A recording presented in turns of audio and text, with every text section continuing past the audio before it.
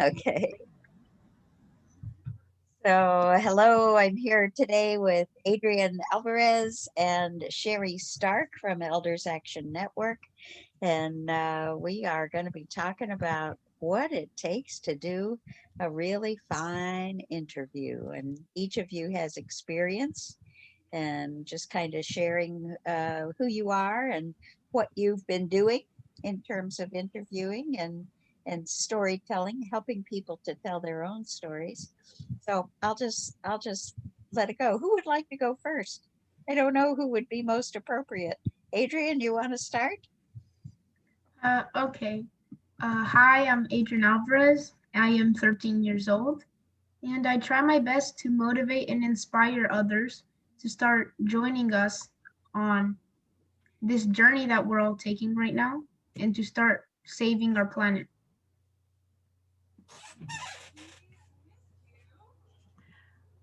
My name is Sherie Stark, and I'm a journalist. And I have tried to focus in the later years of my career on positive news, on solutions that are happening out in the real world.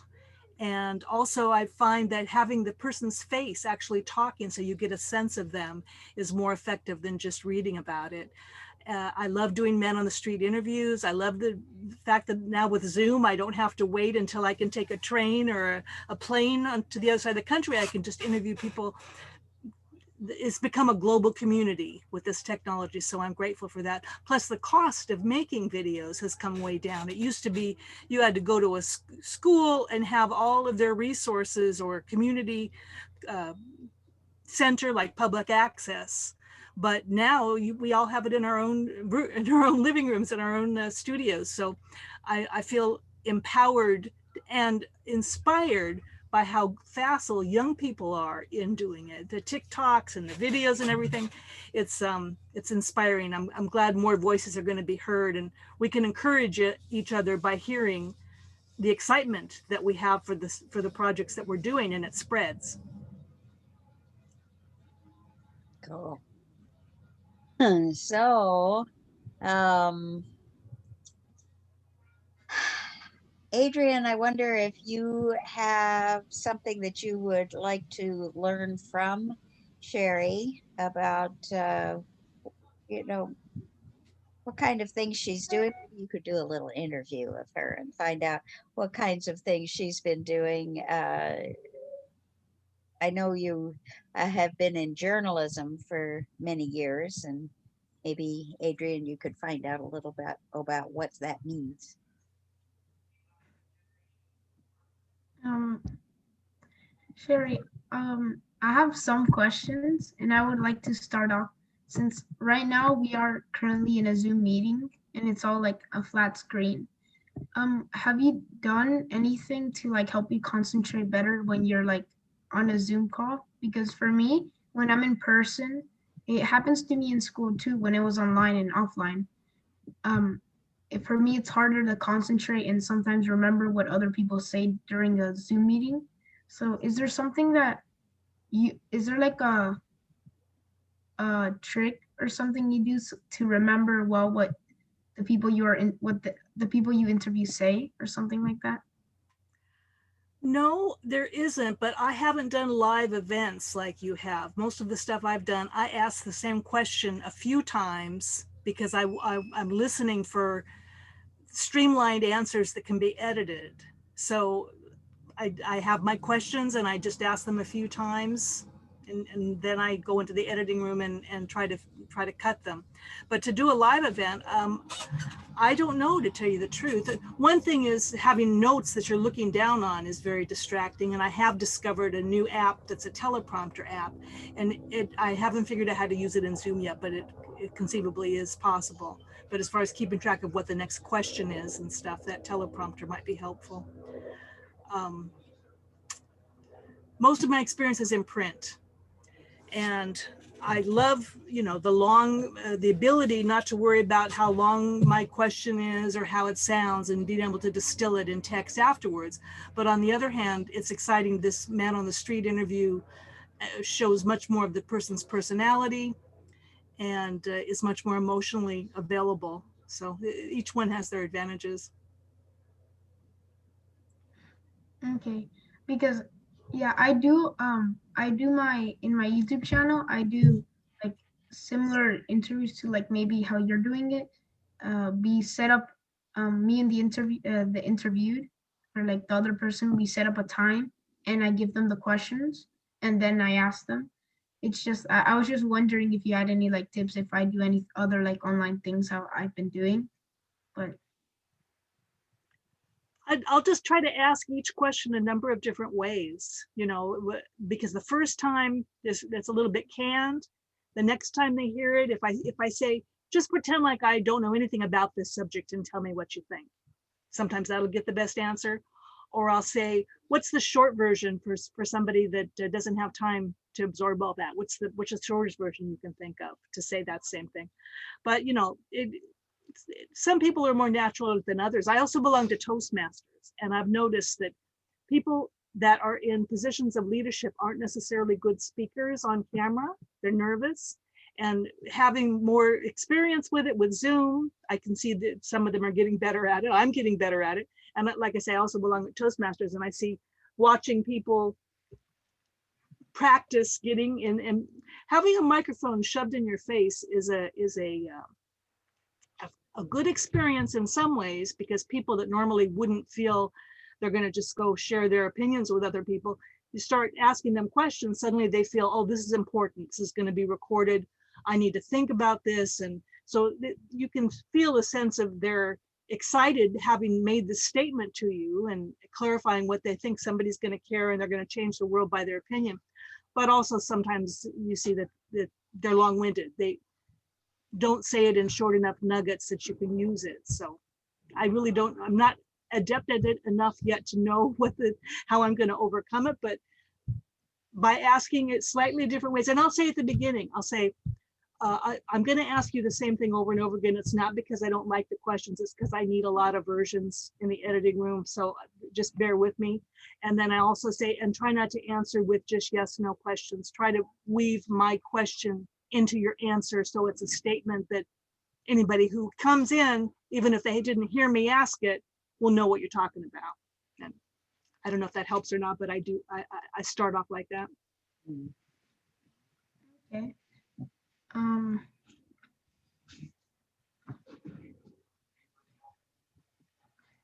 thinking of like other questions I could ask you so that I could like learn more. But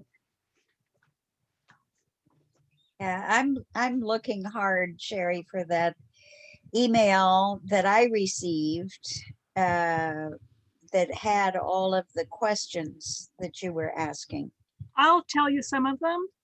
I start off with this assignment that I've been given to introduce Elders Action Network people to new members or potential new members. I asked them to tell me what city they're from and what their background is, what drew them to become interested in Elders Action Network, what has their participation been so far that they've been excited about, how has participating affected them emotionally, what have they done as a result of being in EAN that they wouldn't have done otherwise? How has EAN encouraged them to address issues that concern them? What is their hope for the future? Almost any subject I do, I always say, what do you see down the road in the future that you'd like to help bring about? What could new people do as a starting point if they're thinking about joining? What gives you hope? Those are the questions I've been asking. A lot of times I'll ask a silly question just to kind of loosen things up. I'll say, what's the wildest thing that's happened in your experience? Or what have you been, not necessarily silly, but emotional. What have you been most inspired by? Or what surprised you? And that'll kind of lighten it up, because people come thinking, oh, they've got this, and this to say. And so it's a little bit canned. So trying to make it more conversational. Usually the best stuff's at the end, unless they get really tired. They're starting to relax a little bit, and I'm giving them feedback too, of course, smiling, laughing, nodding, so they think, oh, I'm on the right track now, and then they get more confident and continue. So I try that. That's one good thing about Zoom. Doing phone interviews, whenever I would try to do phone interviews, it was really hard to communicate emotionally. But them seeing me nodding my head like, oh yeah, and then they get more and more going. Any audience helps a performer, and this is the sense of that. So I had wait. I have a question. Do you have any like, because I sometimes have a little bit of trouble like responding to like, because I ask like I ask someone a question and then they respond to me, and to make it seem like a conversation I always try to like add a little detail or add like a piece of information that I agree with or something. But sometimes I get like, I stop in my tracks, or like I freeze and I stutter sometimes. Is there any way like, or do you have any like specific tricks or something that you do to help you like to help everything come quicker or better? I try, that's one of my actually weak points, is that I start talking too much. And with a regular interview for print, it doesn't really matter. It's, you can have a back and forth and just focus on what they say. And they feel like they're in a conversation, so it's encouraging. But with video, I get so excited sometimes I start talking before they're still talking. And I'm like, yeah. So it is a problem. I have tried to just listen and even before I ask the next question, pause a little bit so that there's plenty of room in between to edit.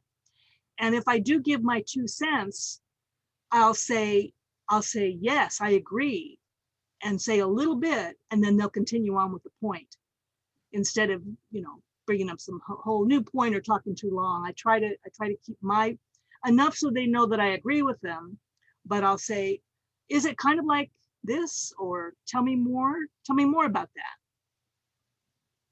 That's a good point. Tell me more. Yeah, because what happens to me, I sometimes feel like I need to talk a little bit more, and I don't know, like every time they finish the question, I always try to add something, but sometimes I stutter, which is like another question I have. Have you ever had this problem, or like where you try to think of something and then you kind of like, you've heard me how I've been stuttering a little throughout like the conversation because I'm thinking of things to say or different ways. That happens to me a lot. Is there any way to like help loosen that up or stop it a little bit, or just to make it better, because I know that sometimes I do stutter a lot. I think it'll just come with practice. I am better than I was a couple of months ago because of going into Toastmasters, and was better then than I was when I just used to do print and never even saw myself on camera to know how I was coming off. So being conscious of it, saying and I notice now a lot of really professional, well-spoken people, they say a lot, and it'd be more effective if they didn't. So hearing it helps, just hearing it and being conscious of it. In Toastmasters, there's a person that counts as many of those kind of transitionary words that are not needed are, and remind you about it. So pretty soon after a few meetings, you start to think about it as you're doing. But having a conversation can be good too. It's not, depends on the format and how long it is. If you're engaging and giving your opinion in a roundtable dialogue, it can make it better. So it just depends on what you're going for. If what you're going for is a short, streamlined interview and you want to get material from people, then you're a little quieter. But if it's a roundtable and you're encouraging people, I don't think I would worry about it. I wonder, Sherie, if you could explain what Toastmasters is, and if that's something that might be good for Adrian to look into. It might be. I think it's just good for just about everybody, to tell you the truth. It's a public speaking group. My dad belonged to it for decades, and I always heard about it, and just, I was busy with my career. I didn't need to be a better public speaker that I knew, and so I didn't do it. But since the pandemic, I miss him. So my sister and I, who lives in Mexico, and I have been able to be around him by going to the meetings. The upshot of it, though, is that it's helped me a lot, because whether you're thinking on your feet, there's something called table topics. And I love that format just in general for programs. But you just ask a question, surprise, think on your feet, answer it. And you get better at it. And it's fun, you know, it's like a game. But prepared speeches as well. We prepare, you know, decide what we want to talk about, practice it, deliver it, and then we get feedback from the people, what they liked about it, what they would do to improve. And so I would recommend it to just about anybody that wants to get more effective in their communication verbally would benefit from Toastmasters. There's probably youth groups. Yeah, I was just thinking that there probably are. There's even for a young new one. people. There's a new one that was just formed that's about controversial topics, about his, you know, politics and stuff like that. And there's one that's about podcasting. So they've got lots of specialized ones. And do you know how often are these like meetings? Mine is once a week. There may be ones that have it less often, but mine, the one that I go to, is once a week. Okay, like how long do they last, or like at what time are they? Because everyone is different. The one that I belong to is Friday mornings at 8 a.m. and it lasts 90 minutes, but everyone is different. And you can go to Toastmasters and just browse around and find one. Some of them, because they used to be meeting all in person, are based on, you know, Anaheim or Fresno or whatever. But now that it's virtual, there's probably, you know, it doesn't matter, because like I say, my sister lives in Mexico, I live in West Hollywood. This Toastmaster that I go to is based in Orange County, but since they're now starting to meet again in person, but about 10 of us are still virtual. So they've got the camera set up so that we can participate even though we're not there. Yeah, I'm going to show you what I found. That this is a youth leadership program from Toastmasters International. No. And it says it's a workshop consisting of 8 1 to 2 hour sessions that enable young people under the age of 18 to develop their communication and leadership skills through practical experience. So I'll send you this information, Adrian. You can take a look and see if that's something you might like to do. It says they do it after school or weekends. You can find different ways of participating. So let me send you. Sorry. Go ahead. I do that all the time. I just said, wait until there's a pause before you say anything. And I should practice what I preach. The other thing I was going to suggest is public access television stations. I'm lucky enough that I live in a city that has one. I think most cities do, but I never knew about it until recently. But they've got, you know, a studio there, they've got editing facilities, they've got workshops, and it's all free. So check out your local city and see if they've got one, because if they do, they might, that might be a good resource for you. Oh. And they air it, you know, they air it first, but then it's still yours. It's just, you know, like having it on a bulletin board to share with your community, but it still is yours to use however else you want to use it. Yeah. I'm really excited that you're going to be making media. I can't tell you how proud I am of you. It's pretty neat.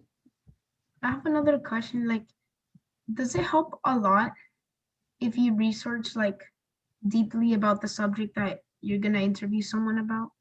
Because I always research a little bit, but is it like better if you research a lot about it, or like deeply?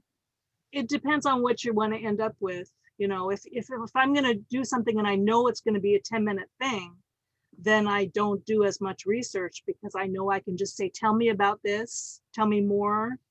And there'll be enough there that I probably, but if I'm going to do a full-length interview, then I try to find all the articles that have been written about it, and so that I know which questions to ask. You know, it also depends on how much I know about the subject. You know, if I were going to try to do a story on geology or something, I would do more research than climate change. I already kind of know enough questions I could think of off the top of my head.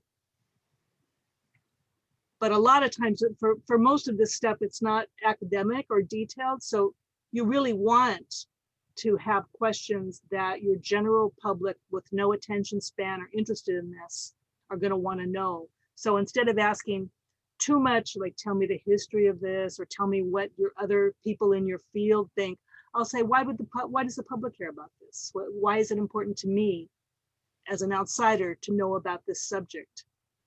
And so that would, just by framing it that way, they're not going to go into as much detail. The public doesn't care about, the legal precedents or, how exactly. They care about how is this going to change my life? Why do I want to find out about it? With a good format for interviews, because if you know, I'm very involved in like climate change and like a lot with like the Earth Charter and We the World and things like that. So would a good format for my kind of interviews, which are related to those topics, would it be like to start off with like asking the person like what, let's just say we're talking about climate change in this interview. Would a good format be like ask what it is, then what it affects and why does it affect you and others, then what can we all do to stop it, and then at the end like add like another finishing question. Is that a good format for like maybe like my type of interviews or something like that? I have heard that, and I think it's true that statistics and facts and history, as important as they aren't as convincing as emotional components. So somebody saying my basement flooded and we lost our house and we had to move, and that's why climate change is affecting me. It's not just abstract, it's really changed my life, and I'm concerned about it. Hearing that story would change people's minds more than seeing the chart of the statistics. So I would suggest, and I also try to remember to focus on people's stories and their feelings. How has this affected you personally? What are you personally going to do to change it? How are you trying to change your life to make it different? What inspires you? I really like focusing in on moments in a life, what was the moment when you, whatever, and let them tell something really personal that happened to them. Well, for me right now, I don't have many personal things like, because I just started everything based. So I probably only remember things since I was 8 years old. All the other years before I probably haven't. So and then you run into people like us who have. How did you get excited about this subject? Like climate change and the earth and things like that. Mm-hmm. Well, I was never really like super into it until like last year when I met Sue. But it's really thanks to my parents, and I say this a lot, but I'm really grateful because ever since I was a little boy, they'd always tell me like to not hurt the plants or not hurt the animals, to protect them. Monarch butterflies during the summer or in spring, they usually fly down or fly up here. And a lot of the times we plant a lot of milkweed. And then when the caterpillars are big enough, right before they turn into a cocoon, we bring them inside so that they're safe from the predators. And then once they're butterflies, we let them go. So I instantly gained like love for animals there. And then thanks to the Fundación Valores from Spain, they got me in contact with the Earth Charter. And there I started making some videos. So I was semi-involved. I was involved, but not that much. And then when Sue came, she taught me, like she's helped me a lot. So now I'm like really involved, and I'm excited and ready to like keep going. So it's nice to know that I've been influential in that way. Yeah, a lot. Thank you. What do you say to other kids to try to get them interested? Well, that's a bit more tricky because a lot of the times there's not many. It's a bit sad, but there's not many kids that are like the ones you see out there like doing the live interviews or things like that. They I'm not sure why, but like you tell them and a lot of times either ignore me or they just like start talking about something else. Some of them like do listen to me, but they don't really want to do anything. Sometimes they would rather keep doing what they're doing, but maybe they, I don't know, it's a harder subject. I think it would be better if we start like influencing or like giving the idea to like maybe schools or parents to teach their children at a young age, because that helps a lot. But yeah, kids my age, when I tell them about it, they don't really like, they might listen to me, but they might not remember it or do anything about it, which, well, I wonder if they don't think that they have the tools yet, or they're not in a position to do things. They think the adults will take care of it. yeah, I think some of them are like that. Yeah. Or others, I don't know. Others I think would do it, but they feel like it's too much work too. Yeah. But some of them like do love the animals and things like that. I'm not saying they're bad or anything, but I feel like some of them, either what you said, they think that it's something for the adults, and others think that it's too much work and they're focusing on other things. I think, yeah. I've heard some parents say that they're hesitant. They don't know how to talk to their kids without scaring them or making them too upset about the future. How do you think parents can talk to their kids so that doesn't happen? Um, well, what my parents have done, which it has its upsides and downsides. They've never really involved me much in news channels or like in the news much, or they haven't really. They've told us that there's bad things, of course, but they never go into detail to not scare us, to keep us all positive, which is really good, especially at a young age. You want to, and like a kid, you want to stay positive, because that's one of like, I feel the really nice things about children. They're always happy. Um, to like, hmm,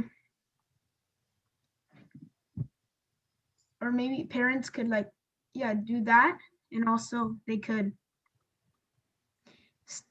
just explain it to them positively, or when they're younger, let's just say below 8 or below 10, maybe not get them that much involved, because they won't really know what to do much. They're still learning a lot, but they could just start off by saying like,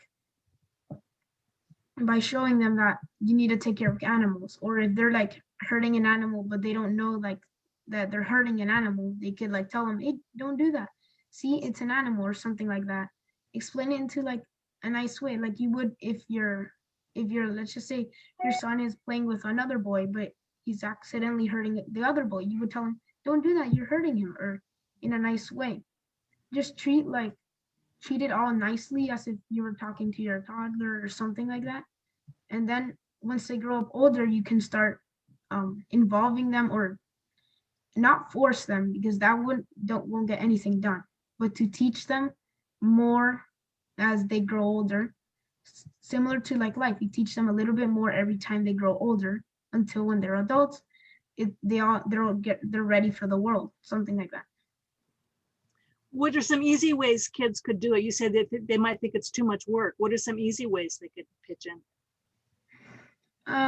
The easiest way, maybe do like the simple things that everyone, or like the simple things that everyone could do, or maybe like to recycle a bit more, not to buy too many toys, because from personal experience, I might have a lot of toys. I usually only use these ones. I might like one, but then I might not use it later.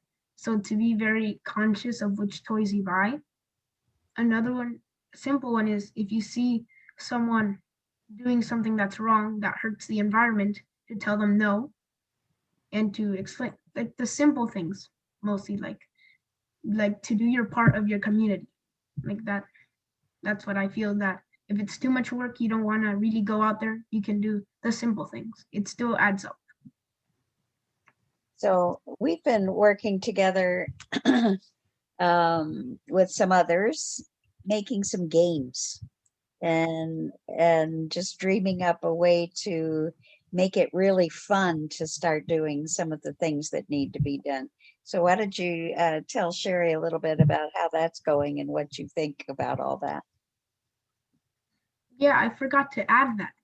We have been doing some games too, which makes everything that seems negative makes it seem positive and fun. Example, Sue and I, we haven't started it that much, but we're trying to like one of the things we're doing, we're trying to find teachers and kids who are to make a little Minecraft world to represent the Earth Charter game board or the Earth Charter game. And we're still working on that. It's a bit tricky for us for now, right? But we are trying to get that so that anyone can join into the world and check everything out and play the Earth Charter game online so that they to also teach people and have fun. We are also hosting our game show, which we have some games there, like the Earth Flash Treasure Hunt. There, we're looking for stories, individual stories that fit into the different Earth Charter pillars.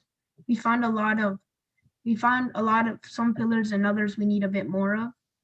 And one that I have worked on and Sue has helped me with is the Together We Will Dream On challenge. And here we challenge people from any ages to create a piece of art to represent their dreams or their vision of the world they want to see in the future. So like they can create a drawing, a painting, poem, short story, or a photograph or a photo. And there they can explain how that represents their dream. And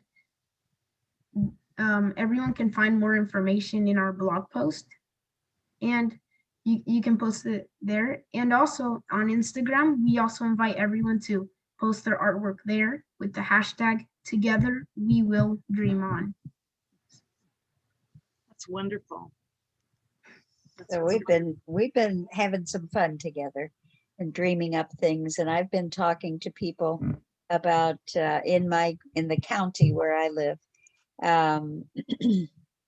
What's happening is I've been doing a pilot project with We the World and the University of Florida Extension. And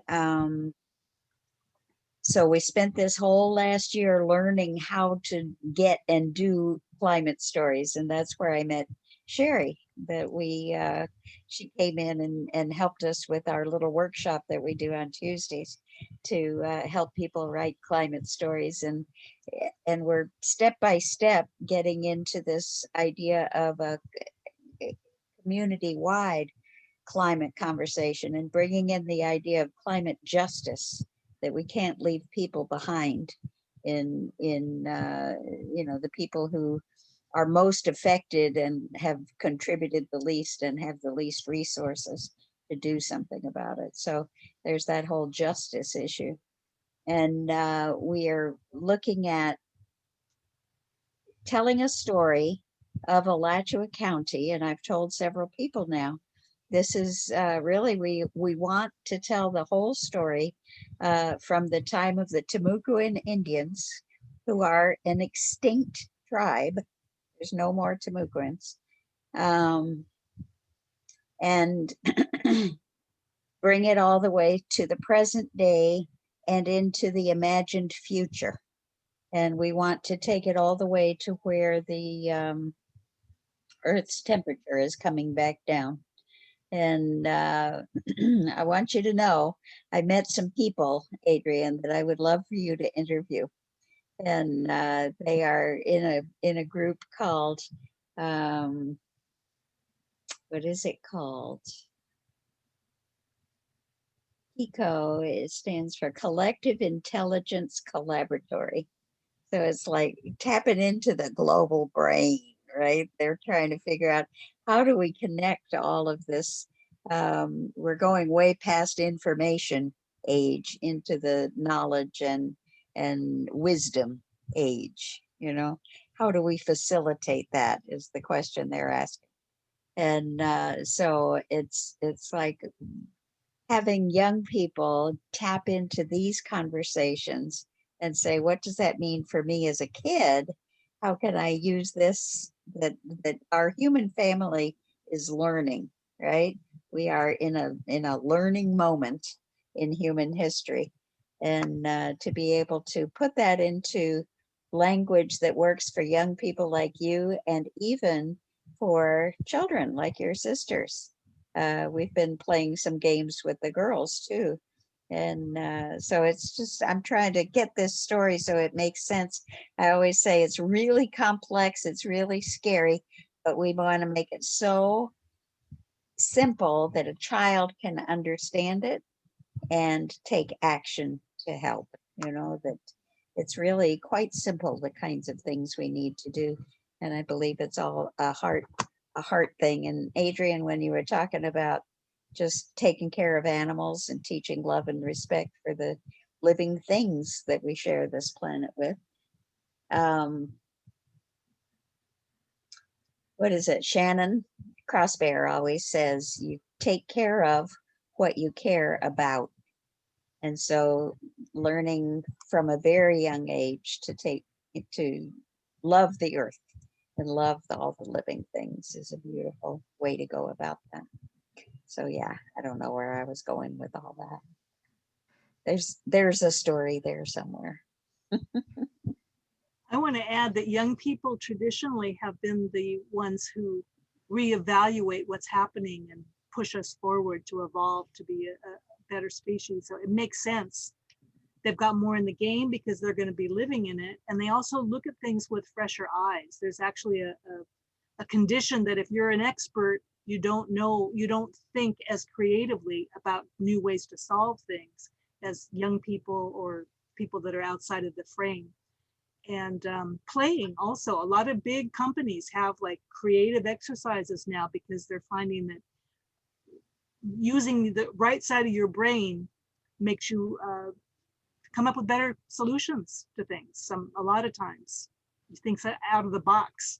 And so just the act of playing, having a little skit or drama or playing makes you more effective in every realm. So I love talking to people at Comic-Cons that are playing. They're pretending to be in superheroes or in the future or whatever. And it's inspiring. So much of science, usually you see it in science fiction first, the artists imagine it, and then the scientists, it trickles down to them, and then they actually invent the thing. Probably the kids who saw it on the movie, right? Grow up saying, oh, we could do that. I've seen it. I know that's possible. Yeah. When I was in college, and probably Sherie is about the same age, I would watch that Star Trek, and we have the flip phones, right? That are we anyway, we couldn't imagine anything like that, and there it was. I saw recently that it was made of cardboard. But now we have them, and it's just a normal part of life. This other thing I'm using several images from Star Trek. One is Lieutenant Uhura. Do you know her, Adrian? That No. she was at the controls of the Starship Enterprise, and she would always tell what was happening on these controls, turn around and report in. So I'm writing that part into my story so that we have reports from all these people. But the thing that was most interesting about her is she was African American. And this was happening during the time when we were such a segregated society. And it was really during the whole civil rights movement.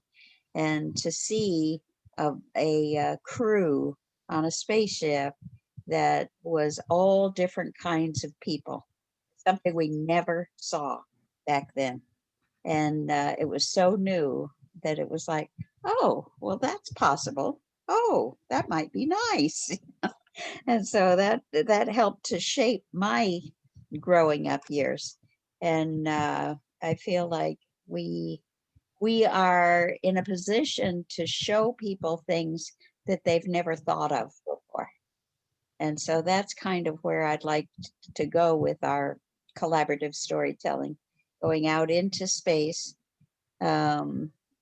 bringing people up in their dreams is really what we're working on this web of love, that we can travel anywhere in time or space on this web of love, so we can go back and visit the Timucuans when they were living here. And we can go into the future and celebrate when the Earth's temperature is coming down. But to make people realize, oh, this is possible, right? It is possible that our Earth's temperature can come down. Not many people are thinking that these days. So maybe that should be our main goal, is to help kids. Just like for my generation, it was, we can have a global society where people from different countries who look very different, even some have Spock ears, but we can get along and we can do this. So our main message that we're opening eyes to see is that we can change climate change. We can cool the earth. Wouldn't it be cool to have cool down the earth? Something like that. I don't know what. But anyway, finding the different ways that people are saying it and doing something to make it happen. I've heard some elders recently say that kids don't want to hear advice from us at this point. They want to be listened to and heard. And so I'm trying to keep that in mind, that just because I've been around and I've learned some lessons, I may not have the best answers, and I may be jaded. I may think, well, no, that's probably not going to happen. I'll settle for this. Whereas kids are more hopeful. And they're going to be here having to deal with this. So they're more, they realize that they've got skin in the game. It's not just an abstract. It's going to be some they're going to have to solve. So they're much wider in what they consider possible to try to achieve. Yeah. So I want to shift gears a little here. I just got off a call with a woman who is working with young people, and they have a project that they're doing. They're calling it the week leading up to the International Day of Peace on September 21st. And that just turns out to be when we are doing the 11 days of global unity, ending on the 21st Day of Peace. And so I said, well, let's figure out a way to do this. And she said that the way she interacts with the kids is to set them up and let them do what they're going to do. She's there to help. That's what I've been telling Adrian all along. I'm trying to do. I don't know yet how to do that. But she says that she likes to just be a fly on the wall as much as possible. She does some of what you do, Sherie, just asking questions and letting them respond and go into their own conversation. But I told her about you, Adrian, and said that she said that the people that she's working with right now are mostly in their early 20s. And she said, would he be interested in interviewing someone that age? And I said, I think so. So let me ask you, would you be? Yeah, I just want to say that right now, we're still trying to get like back on track with my channel. Right now we haven't, ever since we did your interview, we kind of stopped for a bit because we've been busy. But I'm learning how to edit right now as well. Great. Well, actually, for national well, from the country where my parents are from, there's National Children's Day, like Mother's Day and Father's Day. There's Children's Day. So that was that's gonna be like, well, that was yesterday, but we're moving it to Saturday because it all got like really tricky around that date, because so they're actually gonna help me set up my own editing program. Yeah. And there I'm gonna start learning how to edit, so the process will go quicker. Just that I might not be available to interview that many people just yet. We're still trying to get back on, but Okay. yes, once we're back on track, I would love to interview them. I understand completely, and I always respect you for the way that you set limits on me. And you take care of what's realistic for yourself. That's a quality that I did not develop. Maybe I never have, but I admire that in you. I would still love to interview them, just like we need to still get back on track. Yeah. But once that So happens, I would like to interview them. good. Well, this is going to be in September. And so I would like to think that, we could do something. And I do have another opportunity that came up with Rick, Ulfik, and Heidi. You remember and Rahim. We're trying to get together to talk about I think it's a 3-minute, maybe a 1 to 3 minute video that is for the International Day of Peace. And we were wondering if you would be available what did we say, Wednesday, Friday, or Saturday at 6. Would you be Yeah, able of this this week? Yeah. Wednesday or Wednesday, Saturday. Friday, or Saturday at 6. Are those the days available, or is it each day? No, it's one of those 3 days. I need to know which you are available, and we'll get together with the others and see when they're available and figure out which of those 3 days will work. It's Wednesday, Friday, or Saturday, or Yes. Thursday? Wednesday, Wednesday, Friday, and Saturday. Okay, Friday, I don't think I'll be, I could on Friday, just that Friday would be like the date that I would least like.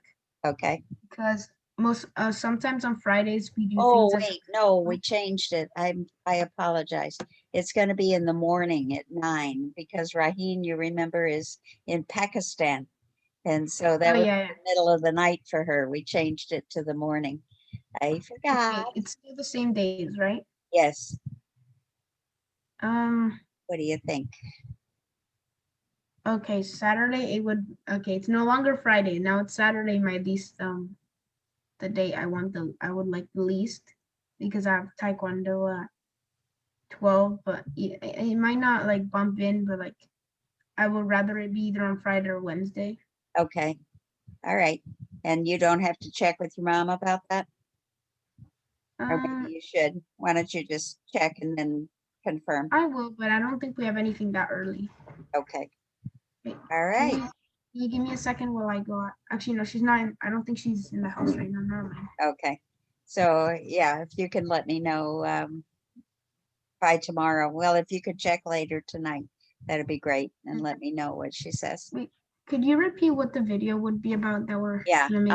I'll send you the information.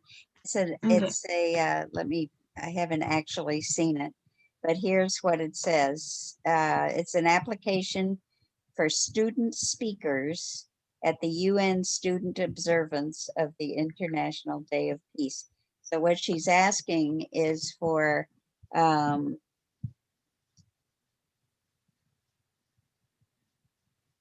not sure what she's asking.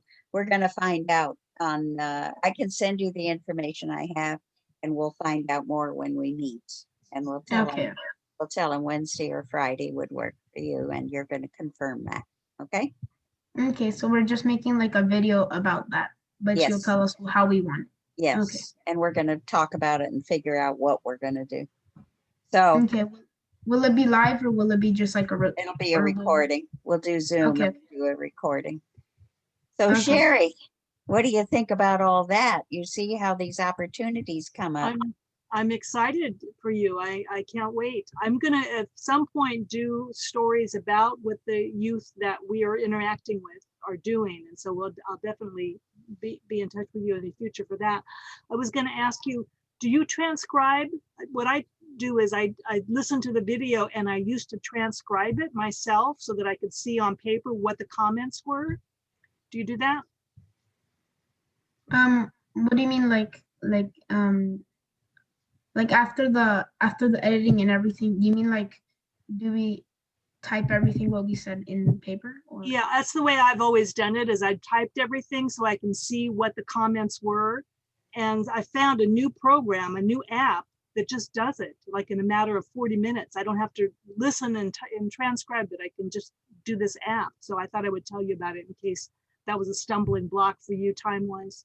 Cool. What we do, that it's kind of similar, but we try to write it in the opposite. Since I'm bilingual and my family's bilingual, what we like to do in our interviews is we do it in English or in Spanish, depending on who I'm interviewing. And then sometimes we put subtitles in the opposite language. So actually that app might help us a lot. Okay. So we could always, like, for example, if it's in English, it shows everything in English, and then we can put it in Google Translate, and that helps us a lot. So yeah. I'll send you the link to it. I was really excited about it. It's like $95 for the year, but it's practically unlimited. So compared to other transcription services, which I can never afford, I'm like really excited. My workload just like reduced by half because the transcription usually takes me so long. So I'll send you. It takes us a long time, and there's sometimes errors that we need to fix midway. So yeah. Great. Okay, well, I'm just so grateful to know both of you and to get you together. This has been a real treat for me. You just have such a network of people, Sue. It's just it's like you're the Wizard of Oz or something. Well, that's how I feel a lot of times. Yeah, it's exciting. No attention. Thank you for introducing me to Adrian, and I'm excited about the videos that I've seen you do. I'm just like, oh, I just want to just quit everything I'm doing and just share your videos. Yeah. Get it out there into the universe for people to find, because it's inspiring to every age group, but especially young people. They should realize that this is their world. You know, we're borrowing it from you guys. You know, so we should get out of the way and let you set things straight. You know. The greed and the tiny percentage of rich men that are playing this chess game with our world need to get out of the way. You know, I pray for them. I think they need an intervention. They need mental health because they weren't loved enough as kids or something, or they need they need to be healed. But eventually they'll be gone, and the young will be will take us into their future. Well, there's a lot of work to be done in this world, and I think Adrian is one who's going to inspire a lot of people. So I agree. It's an honor to have met you. Yes, for me too.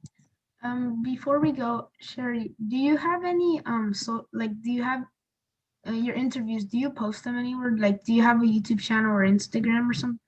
I do. I have well, there's my own and my husband's, and that's called talkchannel.net. And I'll send you that link too as well. I've got all my Comic-Con interviews and the interviews about the future, as well as the ones that I've done for EAN. And then EAN's got their own. Southern California Elders Climate Action has their own. So the videos are a few different places. Okay, so that I can like follow you and help you out. Sure, that'd be wonderful, and I'll do the same. Great. Yeah, I just did one on vegetarianism and why I'm a vegetarian for the planet and my health. And I haven't seen how I did yet, but I just go on to other sites or other Facebook pages that are about that subject and post it and say, here, you know, I don't know if it's taking or not, but I figured that's an easy way. I don't have to take out an ad, and they're interested in that subject anyway. So I think young people probably know more than I do, but I'm trying to figure out a way to become more visible with the content that I'm making. Great. Well, I sure do Thanks, thank you both. And, Thanks. Thank you both. We'll be in touch. Okay. Thank you, Continue the Sue. conversation. Thank you, Sue, for connecting us all together, and thank you, Sherie, for all the useful tips. You bet. Awesome. Bye-bye.